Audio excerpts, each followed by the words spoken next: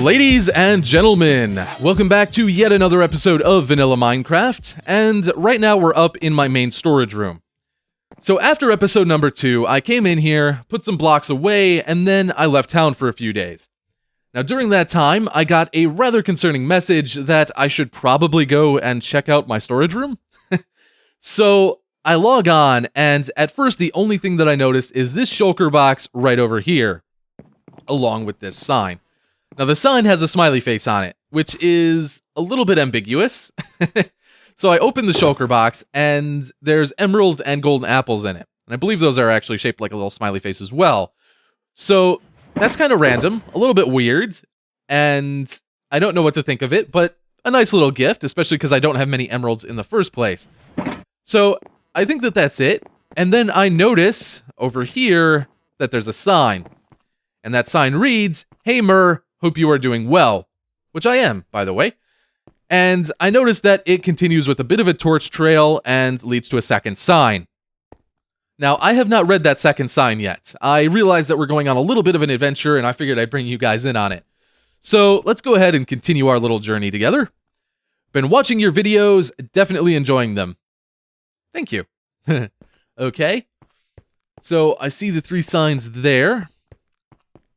However, I couldn't help but notice something was missing in your mushroom. Haha, clever. Ha, get it? Ha, get it, mushroom. I did in fact get that.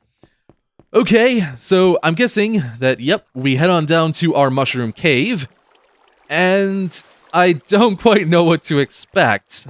I'm guessing that something was either built there, or I don't know what else that could really be, to be honest. Maybe the mushrooms are modified? I don't know. I see a sign, and I don't see any changes so far. Hope you enjoy your new pets. What? Did you bring mushrooms down here? Because that'd be convenient, because I have to do that anyway. Okay. Be careful, they are quite sharp. What's that supposed to mean? Nap. Nap is the player who did this, by the way. P.S. They are in the river. What? What could be in the river? Ah! No. There's guardians. I see at least... there's 3 of them. There's at least 3 of them. How on earth did you get How on earth did you get guardians in this river? That is such a long way to bring guardians. If you guys weren't aware, my island is 36,000 blocks away from spawn, and there are no ocean monuments near it. So, I'm guessing that he brought these all the way from his monument, which is pretty close to spawn, and brought them through the nether? Which, I mean, by itself, just getting these guys into the nether is quite the ordeal. And then he transported them 4,500 blocks and somehow got him into this cave. I was not expecting that. Okay, so we have guardians now, who are not too fond of me, it seems. What are we gonna... What are we gonna do with 3 guardians? They're actually kind of neat down here, because they're kind of like weird cave fish. But, hey, stop that. No. We could leave them in here. It's kind of neat. They are kind of like cave fish. So it would make sense. Or we could do something else with them as well, though I'm not quite sure what. We're definitely keeping them, though, because I wouldn't want to have to transport guardians here myself, so we can use them for something cool, at least. That's so weird.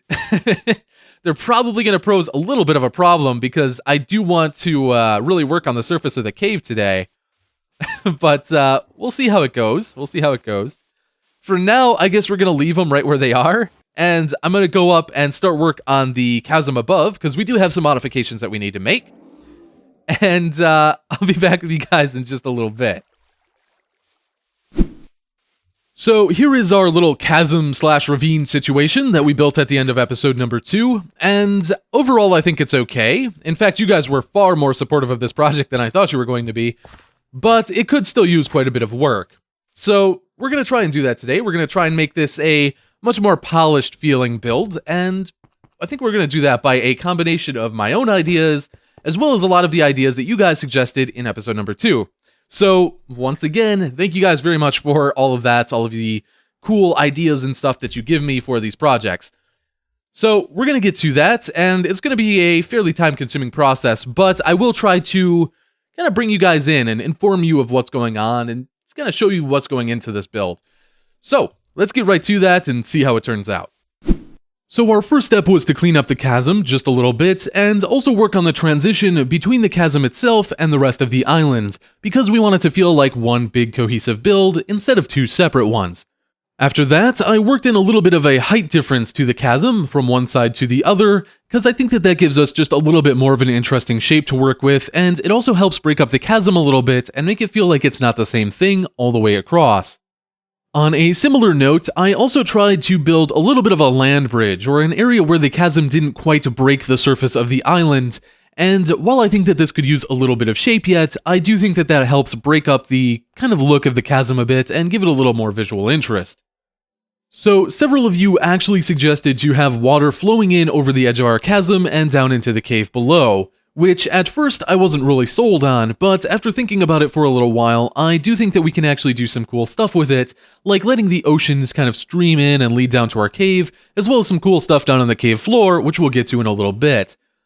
Now, once I had our little stream that led to the cave and poured in, I went in and worked on the leaves that are hanging into the cave a little bit, and previously they were just straight pillars going down, and I felt they could just use a little bit more shape and a little bit more flow to make them feel a bit more natural. Once those leaves were in place, I added in some vines to give it that little bit of an extra overgrown feeling, and after battling with Minecraft's insane vine growth system, I started work on the stalactites on the ceiling of the cave.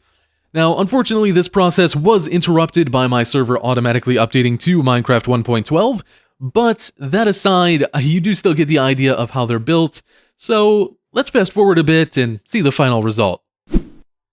So here's what the crack in the surface of our island is looking like so far, and overall I think it looks pretty good. It could use a little bit of refinement here and there, but for the most part I like it. Other than this tree. This tree is pretty awful, but all of the trees on my island will actually be getting modified in the near future, so for right now we're just going to leave it and we'll fix it later on. So you've seen the surface of the chasm, let's go down and see what it looks like down below.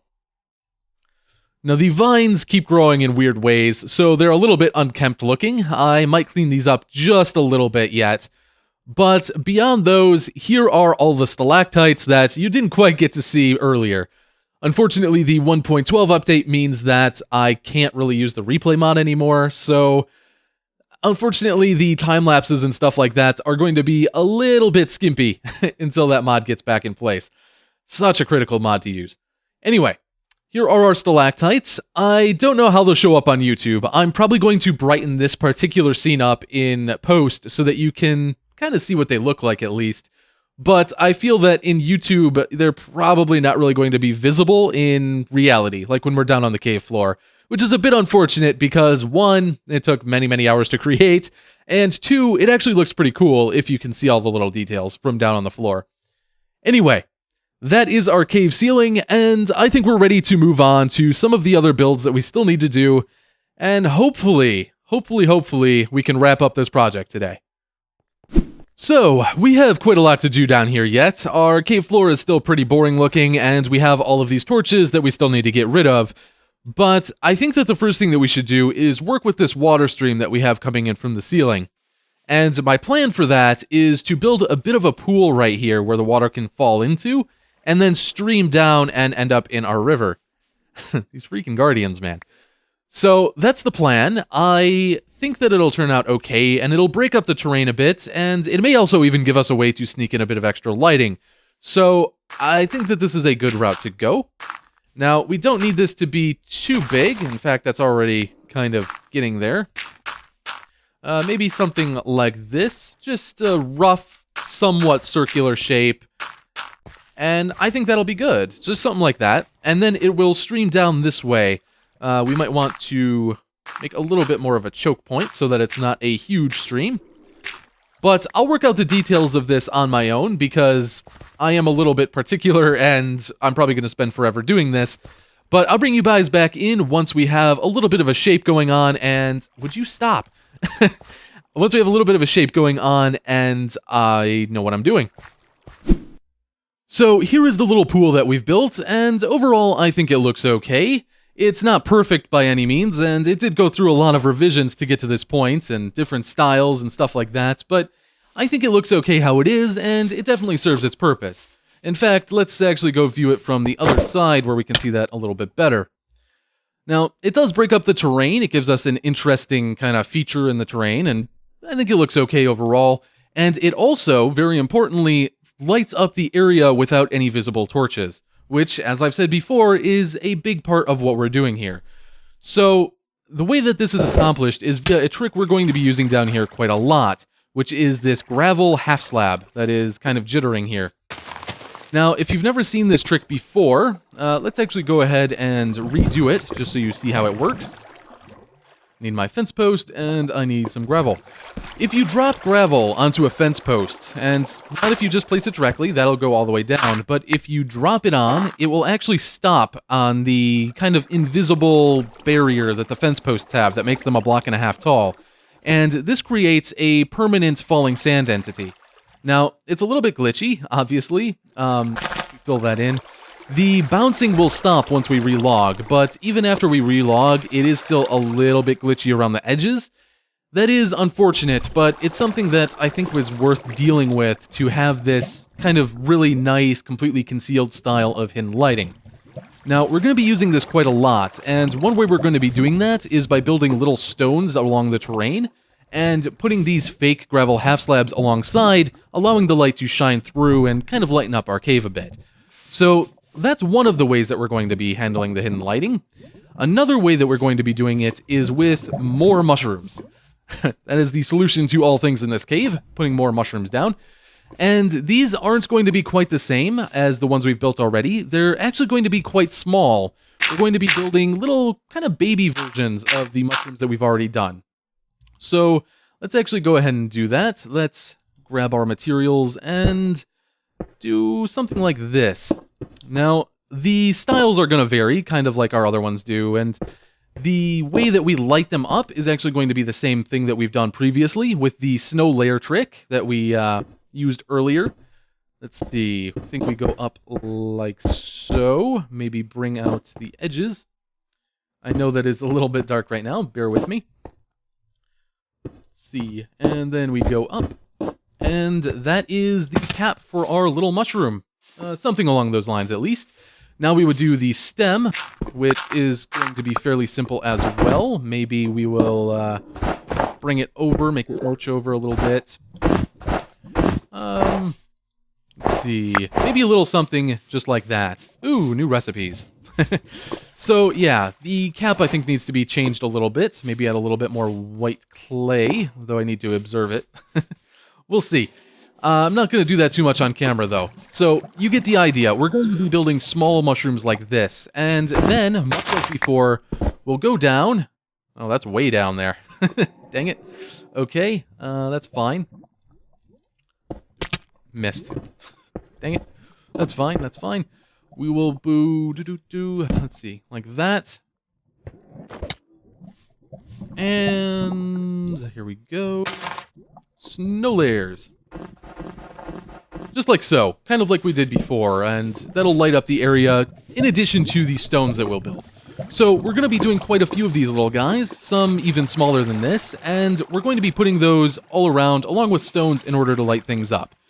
Now, while I'm doing that, I may also add in some other details to the ground. For example, I think that I want to try out having little patches of nether wart down here. I think that that'll be another good way to break the terrain up a little bit, as well as just some regular old little mushrooms, the little ones that you plant down.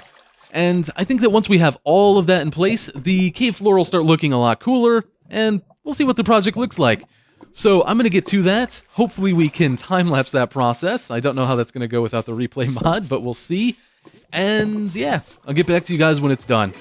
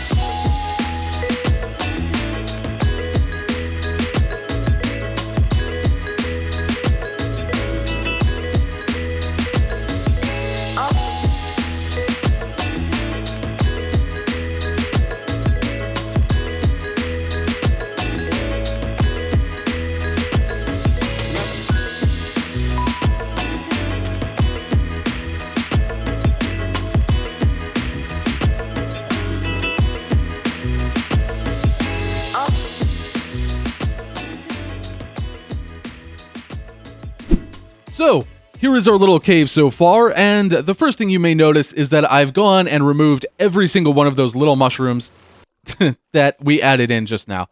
And that's because they just felt a little bit too cluttery and a little bit too distracting from the rest of the cave. I tried cutting down their numbers a bit, but because mushrooms spread, they were eventually going to take over the cave floor anyway, and especially because there was only 2 different types of them, I feel like it wouldn't really look very good. So we're going to go without those little mushrooms, unfortunately. I also added in these patches of netherwort randomly along the edges, and I'm undecided on that, actually. I like the idea of having little patches of some kind of fungusy growth going on, but because they all look the same, because there's no variance in it, I'm not entirely sold on the idea. We're going to leave them for right now, and we'll see how we feel about them after we look at them for a little bit. So, there's that. We've also managed, in that time, to get rid of every single torch in the area that we actually worked in. We'll talk about that spot over there in a little bit. But let's actually go up to our ledge and take a look at how everything is looking. Words. So, here's what we're working with, and I think it's okay. It's a little bit messy looking, but it's also a cave floor, so I think it's reasonable for there to be little outcrops of stone and stuff like that. And now that we have no torches in here, I think it looks quite a bit better. Now, there is this section over here, though, that does still have torches, and in fact, you'll notice that I haven't done much of anything at all over here. I didn't even put in the stalactites. And that's because I don't know how much space we're going to have to work with here. Now, the reason this area has been left clear is because we have a bit of a build going on. Or we will, shortly at least. And that build is, surprise, surprise, a mushroom. Mushrooms are the solution to all things in this cave, and that's what we're putting down here as well. But this one is going to be a little bit different and quite a bit bigger. Yes, quite a bit bigger than these. The original idea was basically to have one really big mushroom in the back that we could see from pretty much anywhere, at least a little part of it from pretty much anywhere within the entire cave. So that's what we're going to work on next. I want to get this mushroom in place so that I can work on all the little details that are going to go around it, and I'll know what kind of space I have to work with then. So let's go ahead and get to building this behemoth and see how it goes. Really not looking forward to this one in survival mode.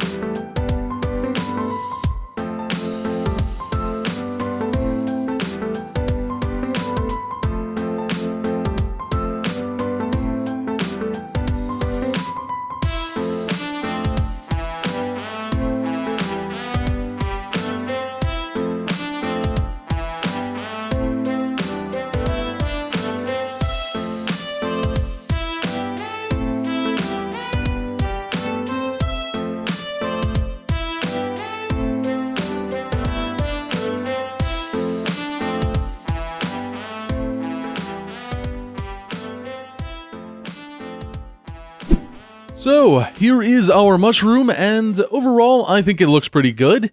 I do wish that I wasn't quite so conservative when I made it, though, because it totally could have been a bit bigger, and that would have been nice. But I still think that it'll serve its purpose just fine, and I think that it looks good. I think it does. I think it works and kind of suits the purpose that it needs to. We can walk inside of it too. I don't know why. There's not exactly a lot in here other than a fancy particle floor, which is done by hiding end chests underneath half slabs, lower half slabs specifically. So that's cool, but that's pretty much the only reason that you can walk in there. I thought it was a neat little thing though. So we're done with the mushroom. We are not entirely done with this area. I feel like the walls could use a little bit of detail, and a lot of stuff in the cave could use a little bit of touching up too. So, unfortunately, I don't think we're going to call this project 100% done yet today, which is a bit of a bummer, but we will finish it super early on in the next episode, and then move on to something entirely different for the first time. So, that being said, there is one thing that I want to do down here yet tonight, and that's going to require a little bit of preparation. So, let's take care of some of that. And the first thing we'll do, let's see, maybe we'll not get shot by a guardian. Maybe we'll dig right about here.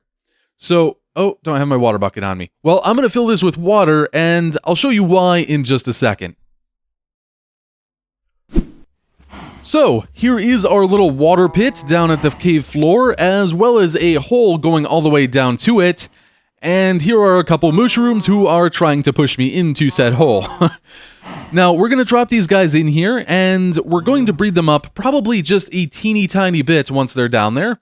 We don't want tons of them walking around down there, just a little bit, enough to make the cave feel like it's a little bit more alive. So, let's go ahead and unhook these guys, and start pushing them down the hole, and hope that they survive. Please don't die. Okay, he's good. We're good. Holes lined up, everything is golden. In you go. Boop. Okay. Are we missing? Nope. We still got them all. In you go. And last one. Down you go, buddy. Okay. They're all down there. Now I have to patch this hole up. This is going to be lovely. I'm going to have to go from the bottom up in this time. But I'll take care of that, and I'll breed these guys up a little bit. Let's see if I can get down here. Maybe even just only once, because I think 6 of them down here is overall probably a good enough amount. And they'll just walk around, give things a little bit more life, along with these dang guardians that keep trying to kill me. And that should be good. Though we do have one other mushroom that I want to bring down here. So I'm going to go fetch them and give you guys a little bit of a history lesson. And then we'll call it an episode. Okay, story time. Back when I very first got to this island, back before I built anything, and back before I changed the island over to grass, anything like that, I was living in a little cave right over there. And while I was living in that cave, I kept a mushroom with me. In the back of the cave, there was a mushroom in a pen, and that mushroom supplied me with mushroom stew every single time that I would come back to the cave, which is where all my items were, it's where my bed was, everything.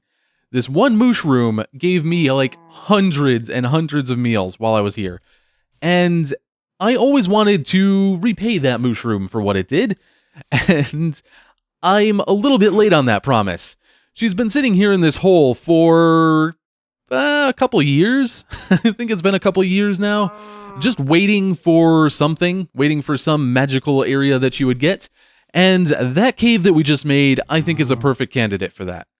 So this right here is that very mushroom, and from now on, she is officially known as Princess Peach, the queen of our little mushroom kingdom. So I'm going to go ahead and get her over there, which is going to be quite the task. It is quite the walk.